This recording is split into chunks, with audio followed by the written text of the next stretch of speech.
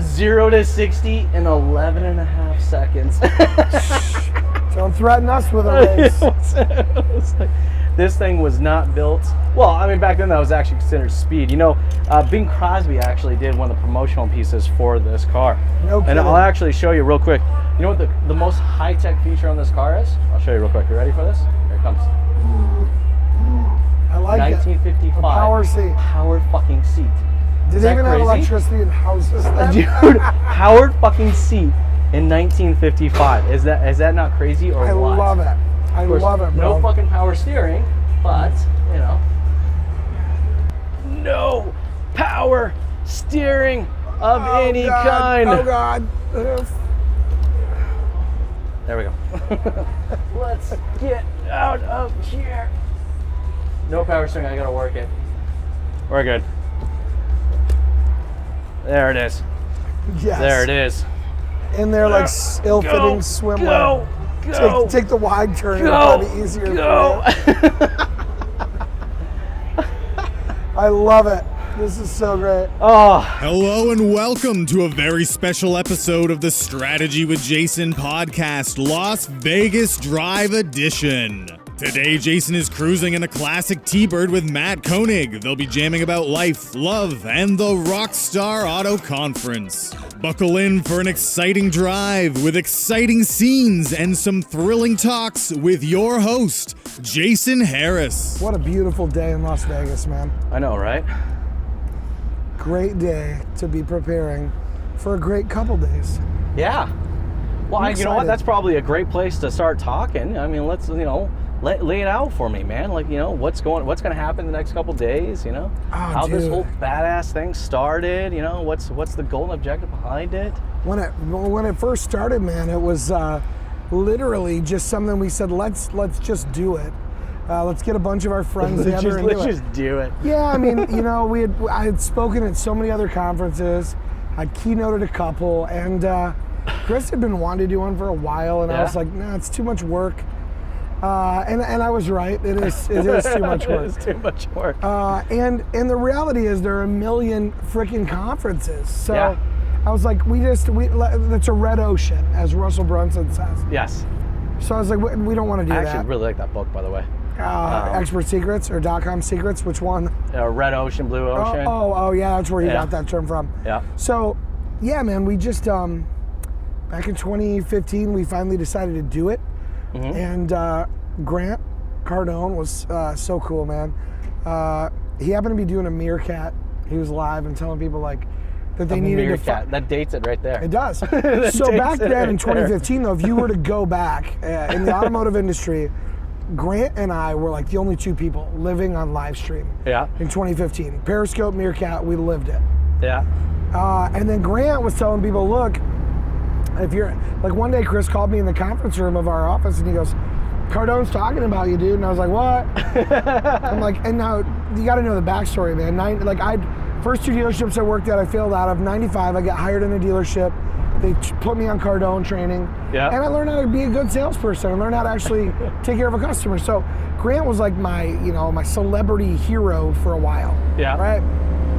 So to fast forward time, 20 years, him to be telling people, who's doing it right on social media? Matt Koenig, at Koenico. If you're not following him, you're an idiot. And I'm like, what? Right? So I had met him a couple times, but he's the car biz Tony Robbins to me. Yeah, 100%. Right? So I pull up my Meerkat to watch it, and he goes, oh, he's here. Let me pull him in. So he cameos me in, and we start talking like we've been friends forever. Just hey, here's my good buddy Matt. And I'm trying to be cool. Totally cool. And he's like, man, dude, I want to do. We talk, we rap for a bit, and then he's like, I want to do something for you, anything, you name it. Chris is ask him to keynote our conference that we're gonna do in March. It's bro, would you do? And he's like, it's my birthday, I'll do it. I'm in. Flew up with Elena, Scarlett, Sabrina, and Ryan Secco, and keynoted it, did Q&A, 40 minutes, took pictures with everybody. Yeah. So he goes, have your people call my people and set it up. So we get off the Meerkat and I go, Chris, I need you to call. I don't have people. I don't have people. You're my people. Chris. No, it was kind of funny because like my people. I had a lot of followers and I was getting known. But I didn't have people. No, I hear you. I'm loud, but I'm a fairly humble dude. Like I don't have a staff or an entourage or any of that shit. So Chris calls, wraps the deal up, and then the next thing I hear, he's on the phone. He goes, "Yeah, no, listen, we're doing this boutique event. Grant Cardone's going to keynote it. We want to give Gary the opportunity to be there too." we want to give Gary the opportunity to be there. And I'm hearing this phone call, and I go, "Who was that?" He's like, "Oh, I just called." I figured Grant and Gary Vaynerchuk were just having a little tiff, so I figured perfect time. I call and try and get Gary in as well. So Gary was gracious enough to do an Ask Gary V show for us, just for Rockstar. It was just really cool, and man. that's really what catapulted the entire event, and that's so awesome. Yeah, Grant and Gary, but we had like Mike Davenport and it Jen and all Bobby. came from practitioners and real, honest to God hustlers. I mean, people I fucking hate that really, word, dude. Well, so you know bad. what though? I don't mind it. A lot of people don't mind it. But I'll tell you why I hate it. Well, because it you're means older. thievery. But you know what though? I think the word has changed. You know, it's funny because I was actually talking to my father the other day, and I consider my father to be a hustler. Yeah. It's like I remember going with him early in the morning, to the local auction at like 4 a.m. And buying antique furniture, and then driving to the flea market, and then flipping it for twice the price that we just bought it at the auction for, and that's what a hustler. That's what a hustler was, So he corrects me. He goes, no, that was my hobby, right? Because the word hustler has such a negative, feeling about it. Well, it's funny. There's a lot of words we use in this industry that I just think. I'm a big believer that what we say has subconscious messages, regardless of what we mean. Yeah. Right? Yeah. So there are certain words that have an underlying negative connotation, regardless of what our intent is, right? Sure. So even though I know when somebody says, "Man, I'm hustling every day," what they really mean is I'm working my ass off. Well, see, that's what I think. It's being used more as an adjective, not necessarily a verb, as it was before, right? It's more of an action. It is just continuous movement. It's an adverb. Yeah, exactly. I was talking to Anthony earlier. We had him on the podcast a little earlier in the car, right? And we were talking about the marathon, and I find that guys like us, we live in that space, I mean, it's like we love to maintain this level of rhythm, that's slightly painful, and it's just like we just constantly operate. Dude. Yeah, for us it's a drug. It's like it's not necessarily that we have a destination as much as it's about the fucking drive. Well, if you stop, it's like you feel like you're dying, right? Yeah. But there's the crazy thing. So here's where, why I love that people want to work hard and achieve a lot. Yeah. I respect anyone that is busting their ass, right? Like I've taken some cues, and really step back. After we saw Gary and Tony last week, Gary's like, why immigrants do so well?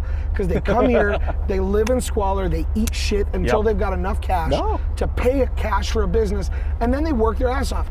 And I love and respect that, right? Because I've always been like, when I have enough, I buy what the fuck I want, right? And but I just this summer, I took a step back, sold my 7 Series, I sold my Jag, I bought a Honda Element stick shift. Fuck yeah, there you go. With 229,000 miles.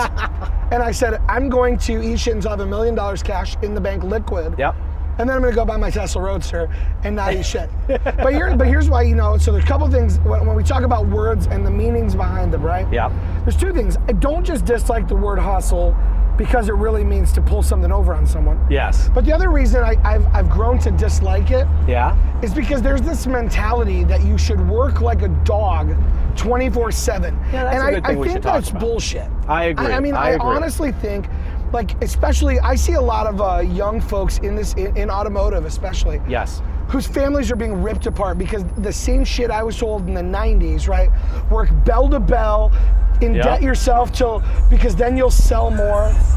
And look at that. Crap. That is exactly what I would never drive. What is that? It's like a 30-inch That is a wheels. Caprice rolling on 26s. I don't know where you're from. This is what I call them hoopties. Yeah, so I call that a piece of shit. It's a Caprice, for those you didn't see, like an 88 Caprice.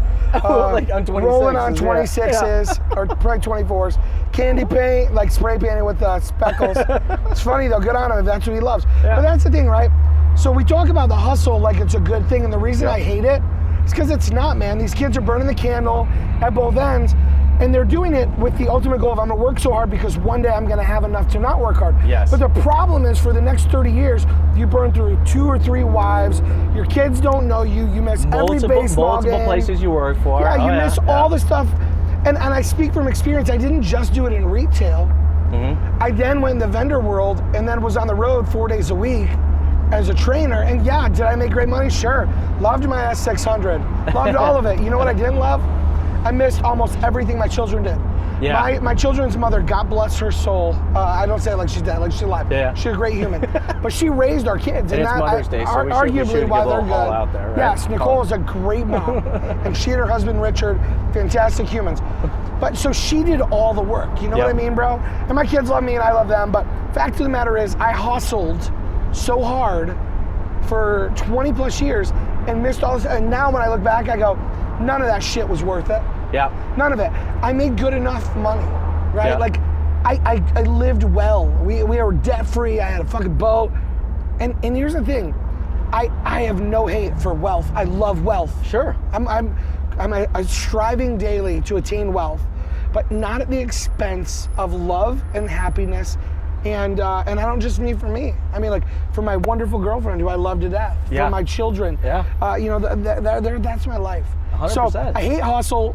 I hate the word hustle. Well, I think from the thievery and the overworking aspect. It's the concept. I think when you're in the moment, so like, I look at it this way. Like, when I'm on, all right, from the 9 to 6, all right? Yeah. I'm on, and that's my hustle. Yeah. Like, and for me, I think of hustle more at a velocity level, right? Yeah, absolutely. It's just like, I am just fucking go, like, nothing stopping me.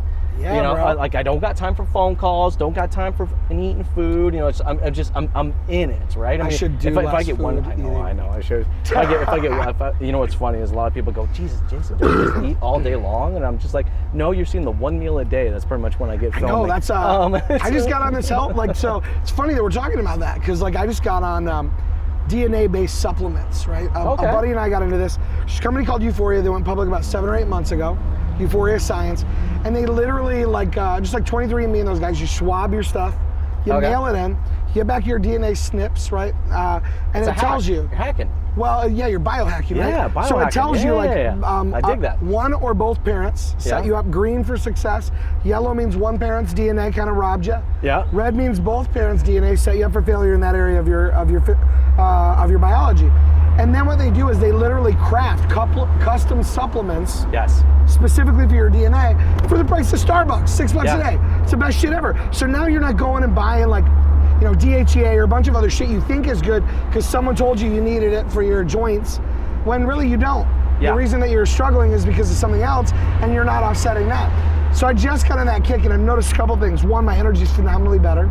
And I don't drink any energy drinks. Yep. I don't take, like, caffeine pills. I don't take Adderall. I don't fucking do coke like so many fuckers and all that stupid but shit. I think that's actually, you know what, that I find, because I'm always looking at entrepreneurs. All natural, by the way. You know, All natural. well, no, but I think that's important though, because, you know, I find, you know, I'm always looking for the strategy, right? Yep. Like, that's my thing. Strategy with Jason. Well, it is. So, you know, I find with entrepreneurs, and you're a full-blooded entrepreneur, as I am as well, you know, is that we find hacks.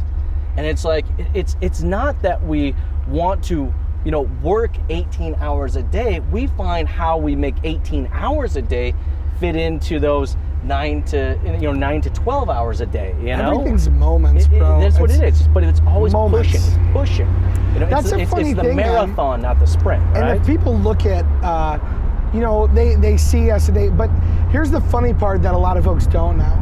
I live for working smarter, not harder. Yes. I hate hard work. I don't like it at all. I don't like to work hard. That doesn't mean we don't work long hours. No, it's and just, it doesn't mean I don't work in those hard. hours that we do, we're just very smart about it. But I've segmented stuff out. Like, if my son's got a baseball game and I'm in town, I'm going. Yeah, if my 100%. daughter's got an equestrian thing and I'm in town, I'm going. Yep. I try and plan my travel around when stuff is going on so I don't miss it, right? Yes. Because they matter to me. But the other thing is this. I don't live to work. I live my life. I love what I do, so I don't work. Yeah. I don't work. Yeah. People are like, what do you do? I'm like, I talk with people. I help them find a better way to live. Well, that's it. You're all in the moment. Okay, so it's funny if you look at my phone right now, and I use my phone as kind of my personal trainer, right, where it holds me accountable for the actions that I'm doing at the moment that I'm in it, right? Yes. So, I wake up at 5 a.m., so why I wake up at 5 a.m.? Because I got 2 hours before my kids are up, so that I can really kind of get my day started, kind of line this shit up so I can execute the fuck out of this crap, right? Yeah. My kids wake up, I get that 45 minutes with them, getting them dressed, getting them showered, getting their lunches made, getting them ready for school. Now, I'm fortunate enough, because I'm my own business owner, I actually get to drop them off at school. I'm not tied into that. So great, isn't it? It fucking is, isn't it? Like, it's probably one of the best things ever, I love it really is. So then I get to drop them off at school, but then from the time I drop them off at school, and then by the time I get home for dinner, I'm on. Like 150% on. Yeah. Like there's no other fucking option. That's the hustle for me, right? Yeah. And then I get my my 2.5 hours with them before they go to bed. And, I'm back at it until about 11 o'clock, and the whole thing kind of starts over again, See, and that's what I love, dude, is that everybody's unique, though, in their gig. You have to find your rhythm. Boom. Everybody's got their rhythm. I think the problem is that majority of people don't ever find their fucking rhythm. Well, no, because they're trying to fit into someone else's rhythm, right? Yes. So they 100%. see Grant, for example, on a jet traveling the world, and they go, oh, perfect example. Oh, I got to get to that, and it's like, wait a minute. What you don't realize is he's with his family the whole time. Yeah. So he gets there's downtime. They're on their jet. They're together. They're spending time with the girls. They're loving each other. It's not a 24/7 hustle. Right? No. Some people are like, they go live at 5, 6 in the morning and they're doing all their shit. Good for them. That's their rhythm. Yeah. But what we don't see is maybe in the middle of the day, though, they take 4 hours out and they take a nap, or they go make love to their spouse. I mean, but that's real talk, right? No, it's true. Like for me, I'm not an early morning dude. I'm a late into the evening dude, right? So for me, I will wake up whenever I wake up, right? Yeah. Like I won't sleep past like 8:30 or 9. But I wake up, if my circadian rhythm does not wake me at 8:30 or 9, my gentle guitar alarm will. And I wake up, and you know what? I will go and I will do at whatever pace I need or want until I decide to go to bed. But like Tuesday nights, I play pub trivia at my favorite bar in Kalamazoo. My buddy owns it. I love the staff. They're some of my best friends. We play pub trivia on Tuesdays. That's know awesome. What else we do? We then go to a little hole in the wall called and that's Louis Trophy House, by the way. 101 years old, oldest bar in Kalamazoo. Okay, so when I come jam with you there, we're totally going, yes. right? And then from there, because I'm pretty hardcore. we will I go love to trivia. the Duck Inn Wow, which is a hole in the wall. Yeah. For karaoke. Anthony Santangelo came out. Okay, so me and Anthony already decided the song we're singing. We're singing. We're singing The Joker. Yes. And Steve Miller in the band. So that was it was like he was coming up with the words, and I was like, oh, dude, you're talking about this song. He's like, oh yeah. And I said, we're fucking jamming tomorrow. I'm probably gonna do some Pearl Jam, Jeremy, and with this voice, either Eddie Money Take Me Home Tonight or White Snake. Here I go again on my own. White Snake. Oh, dude, with the voice, the little rasp you got going in your voice right now, you gotta do White Snake. Yeah, that's kind of what I'm feeling too. Yeah, 100%. Right? I totally agree with that. How does David Coverdale start that song out? Was it? Oh God, it's gonna come to me in a minute. It's gonna drive me nuts. The beginning of the song. Anyways, yeah, man. So that's life. Like I love what we do. Like, and I didn't always. Like we started multiple companies. So you found your rhythm. You found your space. I found my passion. Like okay, so there we go. Your passion. I hacked from Russell Brunson. Always says you're just one funnel away. Yes. And I love that he says that. But that's not true. That's not true for everyone. Yep. Because not everyone has a business that's a funnel fucking business. Yeah. But what I do believe is true for every one of us is you're one moment away. Yeah. And people are like, but from what? Like from whatever you want. Yeah. You're exactly. always one moment away from something. You're one moment away from a smile or a tear, from life or death. Yeah. Like we're driving in the strip, we're one moment. Dude, that fucking crane could fall and smash us dead. Okay, well let's not say that. But yeah, you're right. I get it. But right now in this moment, what we're doing, if somebody watches it, could be like, you know what? Something they were talking about made a difference in my life. Yeah. Because of a moment. Well, see, that's why we do this content, though. But yes. That's why we're doing it. See, I think what it is that, we get a high. The high that we get is not necessarily us producing this or saying this or putting this information out there. It's the response. It's the response that we get back from it. It's better than crack.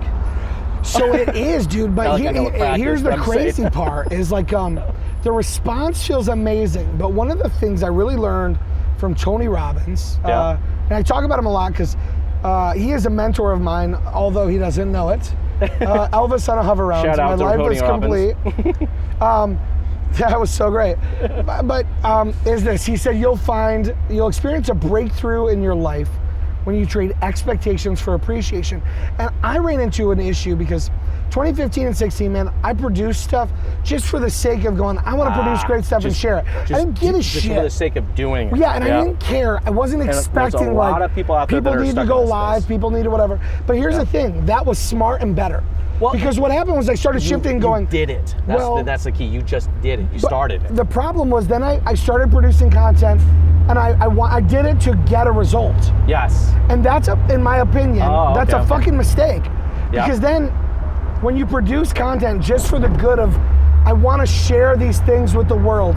Yeah. I don't care what it does for me. I just want to do good. Yes. Right? I want to share this knowledge, right? Like sales managers, spend 15 minutes a day with every one of your salespeople. Stop asking them every 30 minutes what they got working. Let them do their job, right? And here's why, and you're empowering them.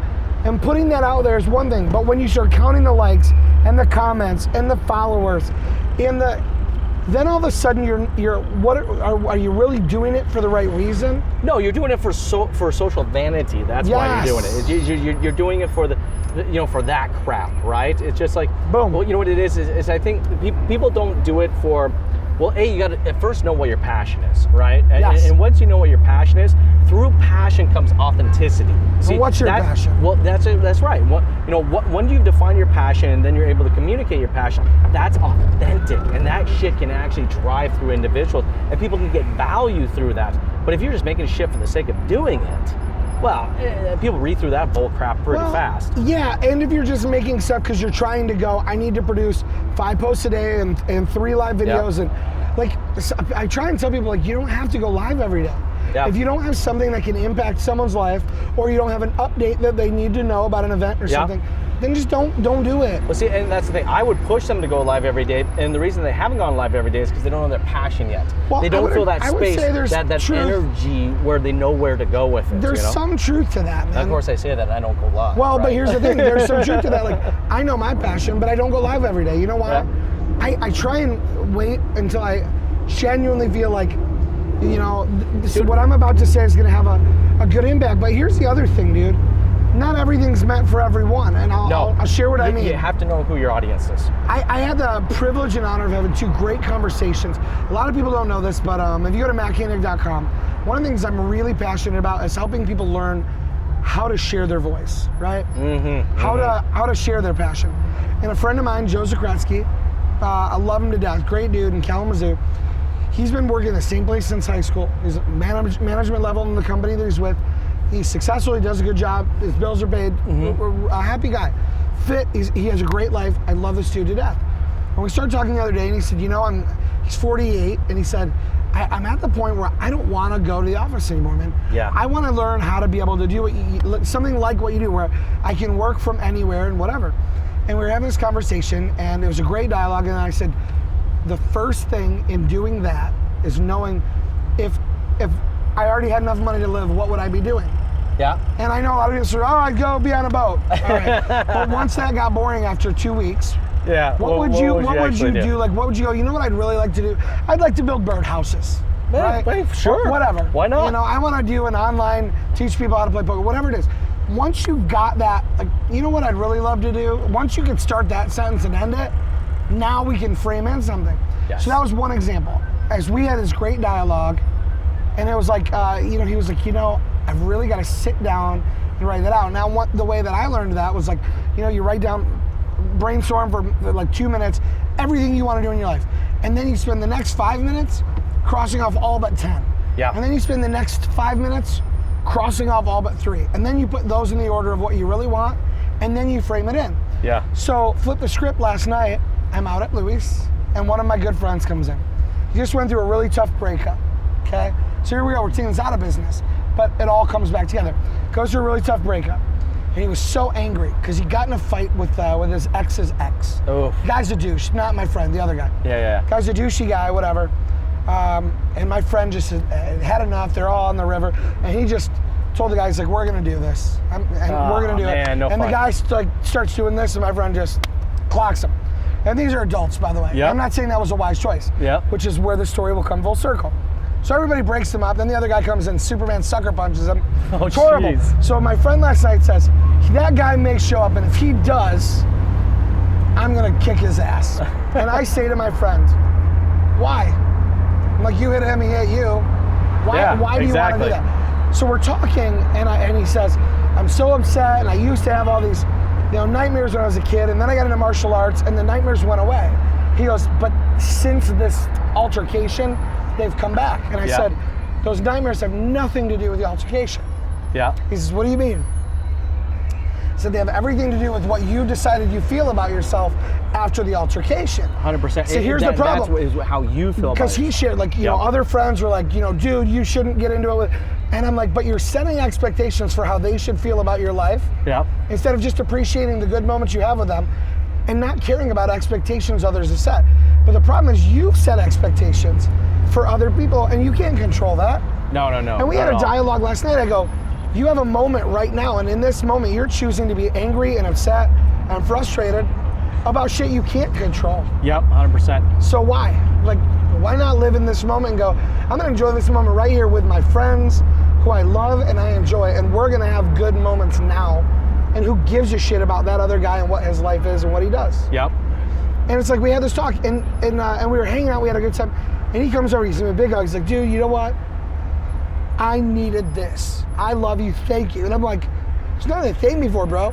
I love you. If I didn't give a shit about you, I wouldn't say you're better than this, but I didn't just want to say you're better than this. Well, you broke it down for him, right? I mean, you showed him what actually was going on. But all of this, I tell you, with both of those situations is, what I love and what I'm passionate about is helping people find their moment. Because one moment triggers everything. Yep. Like when people talk about quitting smoking, I've been trying to quit for years. No, you haven't. Because quitting happens in a second. Well, it happens like this. That's when true. you quit. Well, everything else is I smoke a little less and tell myself I'm quitting. When you make the decision. Right. Tony Robbins says the root word for decision, for decide is kaidir, which literally means to cut off, to kill off. Yes. Right?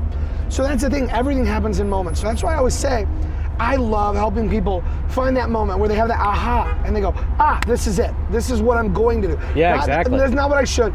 Correction, not this is what I'm going to do, but this is what I'm doing from this moment on. At this given moment, this is the commitment I'm going to make. This is the direction I'm going to head in. Every single moment, important. You're going to keep going toward your goals or away from. Is this what drives you, man? Because look, I'm always.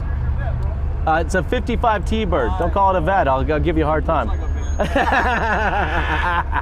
Yeah, man, that's the passion. That is. It is. Well, that's what drives me. That is because what it is. It's your crack. I know it's a weird thing. It's a weird way to describe it. But it's the way it's where we continue to get our energy, and it's just by helping that individual in that space and come to a moment of clarity, all right, and understand how they can kind of communicate, dissect, and then put it back together. You know, that's where you live. That's your moment. You know. And I've stopped expecting, though. Here's the thing. I've started living in this space of going, hey, instead of just giving unsolicited advice, hey, can I share with you what I'm hearing in that? Yes. And then here's the deal. I don't have any expectation for them to make a change. This isn't church. Like, I love Jesus. I'm not, this isn't an altar call though. No. When we have those moments, I'm not saying to them, okay, now are you gonna go do it different? That's not for me to do. I don't expect anything from them. I just go, okay, let's dissect, let's dialogue, let's wrestle. And once we dig in, when those moments happen and we do, then it's like, then I'm hopeful for them. Yeah. But I don't set an expectation. Because it's not for me to expect. Instead, I go, thank you, God. I appreciate this moment I had with this person. Well, and it's just you get the energy from being able to be a part of that, right? That rise from the low and to the high. It's just being able to assist someone through that efforts. I mean, dude, there's a high off of that. And it feels good to be rewarded for it. Don't get me wrong. Well, because it feels good when people say, "I want to pay you to be on this journey with me." People, exactly, right? Well, and that's actually the coolest fucking part. Yeah. Is that we actually, because of our passion of constantly wanting to provide value to others, is that we are able to monetize it, and there ain't nothing wrong with that. I mean, there's totally fine with that. But it's cool because we've been able to find a space. We're able to live our day-to-day passion. It's we're doing it. And we're not just talking about and it. it's a blessing, we're physically dude. doing it. But here's the other part that is fact. It does take hard work. Yes, right? it does. Doesn't just happen by itself, but it does take hard work. And sometimes that hard work is shutting yourself off from recreation for a while to process and wrestle with stuff, right? Yeah. But here's the thing. I think it was I was listening to Joe Rogan podcast the other day, and he was talking to a guy from MIT or whatever, and they were just talking about success and different things. And one of the cool things that really struck me was the reminder that, listen, all we all have that's equal, only thing that's equal for everyone, in America at least, is opportunity. Yes, 100%. We are not guaranteed the Yes. same success as the next person, though. We No. can both have the same degree, the same background, But go like to to your all the point, same training classes. The opportunity's there. Yes. That's what it is. But some people are going to, just because of who they are and how they communicate, they're going to resonate better. Some people are going to have a better return on that opportunity. Yes. But here's the thing, man. Like, what we're trying to do so much is clone someone else. I'm Yes. trying to be Russell Brunson. I'm trying to be Ty Lopez. I'm trying to be Grant Cardone. Right? I'm hustling. I'm grinding. All these fucking terms, and it's like. But what help people stop. find their space, find their Yeah. own thing. How about just stop like, stop working right now. What do you want to do with yourself? Yeah. I mean, I was recently. Someone described me as the Canadian Gary Vaynerchuk, and I'm like, yeah, how about no? I mean, don't get me wrong. Gary is great. I appreciate the fact that you think of me in that space. That's amazing, you know. But at the same time, like I'm running my own race, and he's running his race, and so then it kind of got me thinking. You know, it's like, do people understand the race I'm running? You know, do people think that I'm running someone else's race and not my own race? Bingo. You know what I mean? And that's the thing, dude. I used to get very flattered if people like, oh man, you're so inspiring. It's like, man, like one day, you're like, I used to be like, I want to be the next Tony Robbins. Right? Yeah. But here's the thing, you just said it so eloquently. When people are like, oh, you remind me of so-and-so, it's like, am I running his race? I've seen a lot of people, and I've really dialed my language back a lot. Mm-hmm. Probably you because used to use a lot of more four-letter words. We haven't used too many four-letter words. no, on this podcast not so far. many. But here's the thing: if you were to go back just over 2 years ago, before my girlfriend and I got together, I was a lot more aggressive person. Yeah. And I used to just say it was all passion, but it wasn't just passion. It was misdirected passion sometimes. Yeah. Right. But the challenge is, I was always a guy that said whatever. If I swore, I did whatever. Well, nobody in the car business knew Gary Vee. Yeah. So we had him at Rockstar. Yeah. Then CBT had him, and all these other people had him. Yeah, whatever. a few other And automotive he's people. great, started but he's grabbing not him. an automotive guy anyway. He's just Yeah. he's a great guy. Yeah. Well, he's authentic. That's Yes. See, I But think the people because attract him he's because of the authenticity. And that's what attracted Chris and I to him. So Sure. I read Crush It, and that's what got me to start my first virtual training company. Mm-hmm. But the thing was, I was always a guy that was brash. And then we bring a brash guy into our event. Frank Lopes becomes a great friend, and then Frank's a little brash, a Jersey guy. But then all of a sudden, all these up-and-comers see Gary Vee and Frank and me, and then they start like, fuck this and fuck that, and they're like, but do you realize it's... Those four-letter words for him comes from an authentic place, and that's just where And it they is, did right? for me when I was angry, Yeah. but I'm not angry anymore. That's right. And you know what's funny is actually if you do watch Gary Vee's content, follow him, the amount of four-letter words he uses today are far, far, far less than what he was using 4 or 5 years ago. It's more when he's live and he gets amped up and upset about something, and Yeah. I get it. Sure. Because sometimes when you get upset, you just kind of lose control. I do too. But what I would love to see for anyone in and outside of automotive, I would love to see people try and figure out who they are. Yes. And stop So trying to how model can we after help someone else. So this is a good point. So how can we help people find who they are?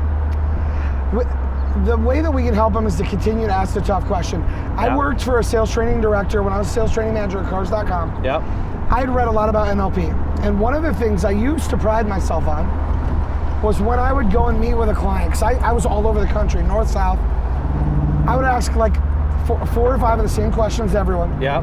So that I could learn their tonality, their speed of speech, their inflection, watch their body language. Yep. So I could mirror that Okay. and communicate just like them. Yeah, of course. And I used to always say, well, it's like Paul the Apostle, you gotta be all things to all people. Yep. But one day, Don Schmidt, who I did not get along with, but I worked for, said to me, he goes, dude, everywhere you go, people immediately resonate with you. They connect with you. You're speaking their language. He goes, when you go home, who are you? And I go, I'm the same person, dude. He goes, but I've been with you in 5 different markets, and in every one, you're a different dude.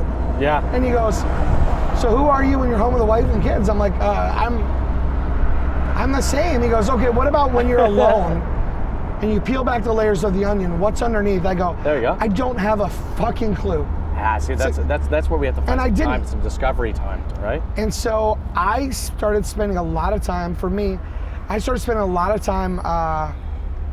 trying to get down to the core of like me as a human being. Mm-hmm. Like, what is life about? Yeah. A lot of people don't know, I used to be a youth pastor. You good? I love that we've got like this going with a track. We got a chase car with us. I love it. Yeah, so a lot of people don't know, I used to be a youth pastor. I was very involved in a church plant. So we had a congregation of about 400 people, and I would speak to them, especially on drops some money and sex, because our lead pastor, it was a church plant at the Baptist conference, and those are 2 topics he wasn't comfortable with. Yeah. But so for me to find myself, it started with finding like who was I created to be. Yes. Right? What was God's intent for me? Now, I share this on an off business thing, because dude, nothing sickens me more than dudes that like use God to sell shit. Yes. It drives me nuts, and it's a whole different podcast, it's a whole different day. They use information and knowledge and such shit. Well, I posted something the other day, like, because it just was weighing on my heart, man. Like, I happened to see this picture, the picture of Jesus flipping the tables, and it just resonated with me. How pissed he got. He's like, you're using the church like any other building that you do a business shit in. Yep. You know, you're selling, and it was deeper than that, right? They were selling doves to sacrifice and all that. But he was basically going, you're using a holy place for profit, and it just chapped my ass. So I posted, I was like, I've seen a lot of people talking about like, oh, we're doing this God workshop, and we're doing this, God summit. And I'm like, but what you're doing has nothing to do with God. You're doing a business summit, but you're using God's name to make a few extra bones. Not my jam, right? But I share all this because I don't want people to think that where I'm about to go has anything to do with that. Sure. Don't come to Rockstar because I said God. I love God, I love Jesus. Come to Rockstar if you want to learn how to make your business better, but more importantly, if you want a better quality of life. Yes. That being said, the way I got a better quality of life, and that means even after financial shit took a hit for a year and a half, my quality of life got better when I started going, who did God create me to be? Who am I supposed to be? I'm not supposed to be you are as an individual. The loudest guy. I'm not supposed to be the guy that says fuck a lot. I'm not supposed to be the guy that's like, oh, he's brash, but he has a lot of great content. Yes. I was created to be somebody who helps people realize they're loved, and if they, at the core, can say, I'm worth having a good life. Yes. If that's, to me, where it begins, is going, I'm worth it. 100%. Like, I was created for something better than sitting here going, my life blows. Right? So if we start with going, created to provide more value. Yeah, but we're created to love and be loved. Yes. At the core. Now, people go, oh, well, cuddles and hugs, and that doesn't sell cars. Well, I don't mean it that way, you jerk off. That is saying that, my imaginary jerk off person that's contradicting me. I mean it in a way that, like, benevolence, right? Benevolent love. We're created to show kindness, because kindness has been shown to us by the fact that we were created. Yes.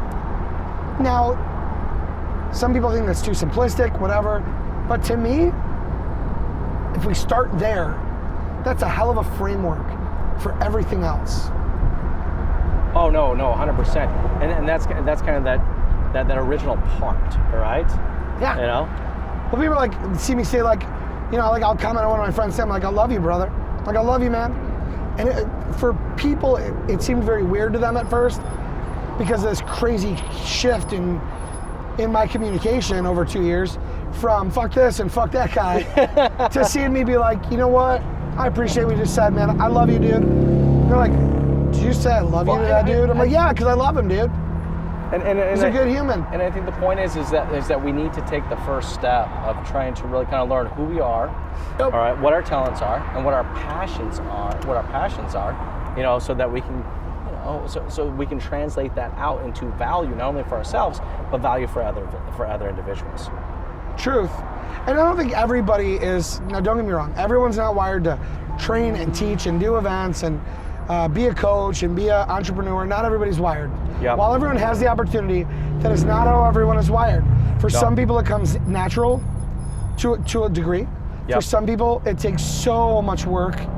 It is mind-blowing and stressful, and it leads people sometimes to be suicidal because it's too much. Yeah. So not everyone is can be. wired to talk about and do what we're talking about. Yeah. But everyone is wired to be worthy of love and being loved, which means everyone is worth helping to get to wherever they need to be.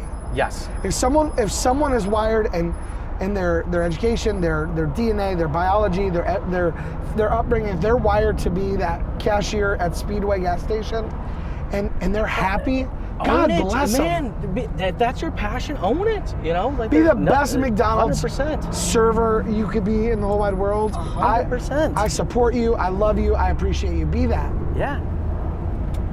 Right? I mean, be that. Exactly. But that's the thing is like, I see a lot of times we're only focused on helping people like that are similar to us, and I would love it if I could be part of helping everyone from all different backgrounds, genders, ethnicities, upbringings, passions. And Matt, this is what I love about you, man. I mean, this is why, you know, I mean, in fact, we ain't known each other that long. No. We're just so instantly connect with each other. It's just because, man, you're fucking authentic at that. That's your space. That's what you want to do, you know? It's just, you know, you're not in it for, this isn't about the money. No, this isn't don't about get me the wrong. private planes that we're passing by right now. I want to be ridiculously wealthy, disgustingly financially wealthy. If that's the byproduct, if the value Yes. that we bring has such significant amount of monetary value, then yes, let those riches come, you know. But I mean, that's not what drives you. I mean, that's not where you know, the first step, the first direction you're heading towards. Nope. And don't get me wrong. Like, I don't desire to buy a G6. I don't. I love Grant. That's his jam. Chris and I are looking at other business adventures together. Yeah. Some real estate stuff together. Chris is a realtor. So I'm looking at a lot of diversification. We're doing 6 Rockstar events this year. Nah, dude, that's more than we've awesome. ever done. And next year the goal is to do 12 to 24. By the way, it's so much fucking work. Like, I mean, I'm doing 6 events, 6 game changers this year. Nice. And, you know, and that's you know, 40, 50 to people in a workshop. And, and the amount of work to put that together is insane. So I can't imagine how much work it is for you guys to put together 6 of these, you know, 6 of these Rockstar Well, events. the hard part, dude, that a lot of people don't realize, I shouldn't say the hard part, the most amazing part and the biggest blessing is all of the speakers. Because here's the deal. Like, you know, if I'm doing an event. You brought a serious group together. Like, I'm not gonna lie. Like, I mean, these are real practitioners, people that are incredibly authentic. And there are people that get big checks written. Yeah. And they're all doing it out of the goodness of their soul. 100%. Like, dude, listen, I speak for a living. I could do a 2-day event. Yeah. Right? I could. Yep. But here's the thing. Maybe it'd get old. I don't know. Maybe it wouldn't. Maybe great. But here, I mean, for the attendees, right? Like, I talk a lot. But to see people like the whole lineup of folks coming here, they're flying here on their own money. They're paying for their own hotel. They're sharing knowledge, and we gave all the tickets for free. After the event, we're refunding the people that bought tickets. Yep. And I said it before. The only reason we're waiting until after the event is because a certain other event that I will not name was actually calling and texting our attendees before their event a few months ago, saying, really? Rockstar will refund your tickets. Cancel off of camera. Yeah, cancel your tickets. Rockstar will give you a refund. And our refund policy, we had a 100% refund policy that said, if you show up and by lunch you don't feel like it was worth it, we'll give you your money back. You can go home. Holy crap! But we don't refund if you don't come. Yeah. Right? Yeah. So that's why we channeled that this way. I feel like we're parking under a bridge like we're gonna get robbed. Well, we were driving in a 1955 T-Bird with a 292, and she is running hot. Yeah, I figured. So I'm like, she's about to ping. So I figured what we'll do is we will pull over and let this bad bird cool down for a bit.